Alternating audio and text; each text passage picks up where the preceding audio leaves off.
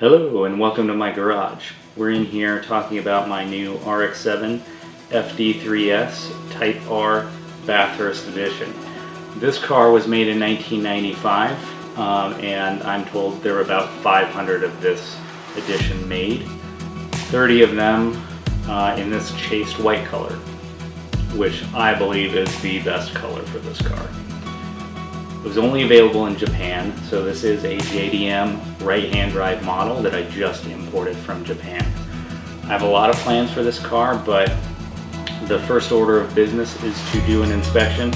When I go through the car and just kind of point out all of the things that I initially notice that are wrong with the car that need to be fixed or addressed before I can really get into modifying the vehicle and turning it into what I really want it to be.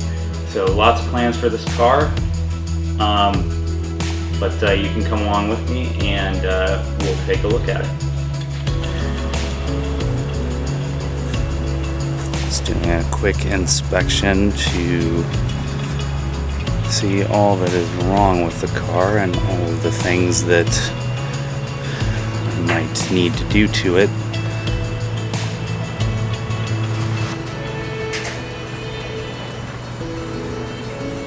The car has been sitting for a really long time and there is a decent amount of rust.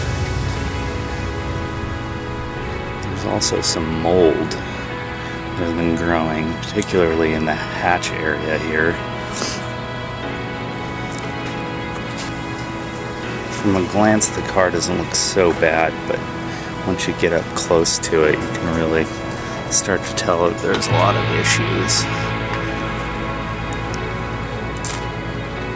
Hatch area is quite bad. I'll open it up and we can take a closer look at it. There's minor little bits of rust here and there.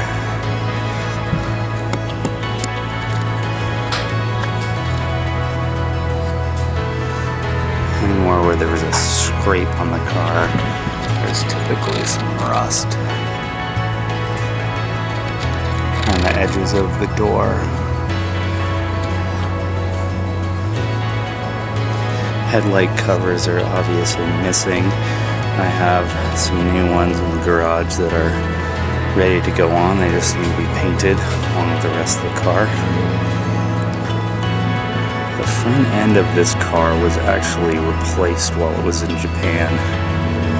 The front fenders and the bumper are brand new, but the shop in Japan didn't actually do a very good job of fitting it. There's some issues. Looks like they may have used the original brackets off of the damaged bumper, and there's some gaps and it's off center a little bit. JDM cars actually had the washer fluid on the rear window. So there is a washer fluid bottle in the trunk. Probably be removing all of that and filling the hole. Rear wiper is broken off, which is fine because that's another thing I want to get rid of. We'll delete that. And the antenna will be deleted as well.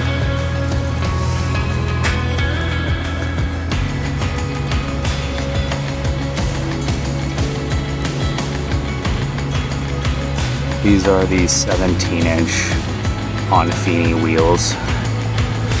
I am not sure if they came originally on the car, if they were added afterwards, but they are in pretty good shape. This is the one that has a little bit of curb rash on it. All the other ones are in pretty good shape. Alright, I've got the hood open, and we can see that under here is a mostly stock vehicle. Stock airbox, stock everything really. Temporarily have that excess power battery just kind of chilling there because the battery that came in the car does not want to charge at all, so that's just temporary so I can start the car up. It does run. We're running engine compression test to see what the condition of the engine actually is, and hopefully it can be rebuilt. This car has 100,000 kilometers on it, which is about 60,000 miles. One of the things about these cars coming out of Japan is they typically don't have a lot of miles on them. Another noticeable area of rust here. These brackets tend to rust pretty easily. Same thing on this side. Lots of dirt, grime. Just overall, it's a very filthy engine bay, and I will say that I did spray this down and clean it. So all of this will come out. I'll try to remove as much of the engine bay as I can before it gets sent off to paint.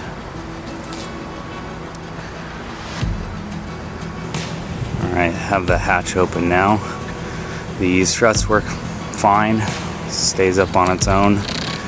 Here's where I start to see some of the major issues of water damage and where the car has been sitting for a while. Anything from tiny small little bits of rust in here to some whatever this is, looks like either algae or mold. It's since dried out pretty well, but this is all going to need to be cleaned up really well. Up on the top here is probably the worst evidence of rust in the car. It looks to be surface rust, but needs to be taken care of immediately. Let's see if we can see it a little bit better through here. Condition of the hatch area itself doesn't appear to be too bad. I don't really see any rust back here, which is good. Looks a little dirty, but that can all be cleaned up.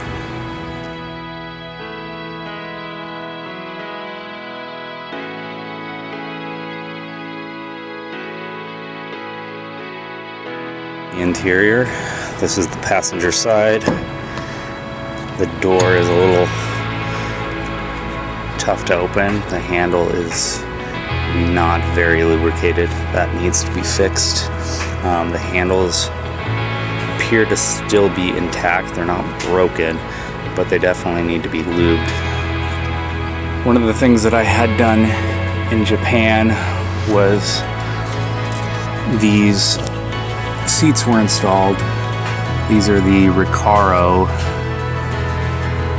KK100 SR7, I believe. They are reclinable, but they barely fit in this car. And they're really the only option that I could find of a reclinable aftermarket seat that would fit in here. I didn't really want to go with full buckets. Wanted a little bit of adjustability, so this is the best option that I could find. But as you can kind of see with the adjustment, it actually hits